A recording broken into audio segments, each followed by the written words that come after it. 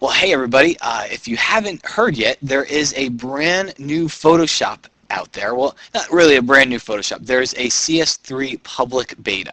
So it is not a shipping version of Photoshop, but if you haven't heard this news yet, there are better places to hear it than me. Go check out photoshopuser.com/CS3, or just go to photoshopuser.com and I'm sure you'll find it.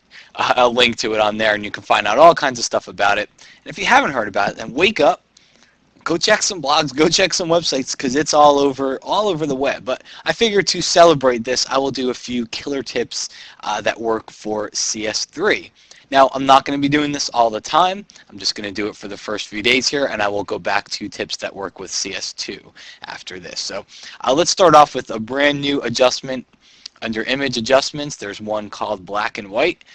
Great way to create your black and whites, but there's videos that you'll find out there on how to do this and how you can create cool black and whites. I'm not really going to show you. I'm just going to create a black and white here and show you my killer tip, which is a new way for creating sepia tints or tinted black and white photos, and that is check the tint button at the bottom of the black and white conversion dialog here. And what that does is it allows you to tint your photo.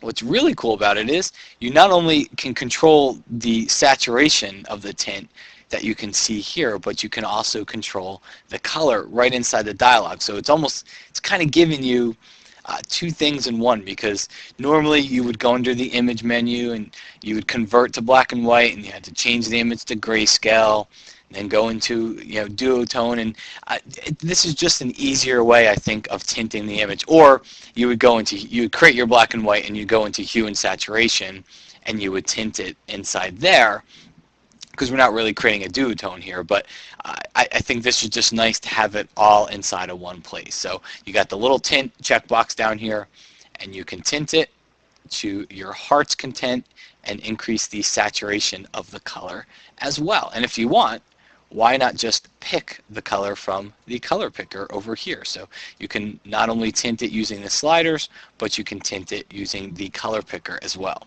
So hey, enjoy CS3. If you haven't heard about it yet, go to photoshopuser.com, download the public beta, give it a try, and there's definitely some cool things to come.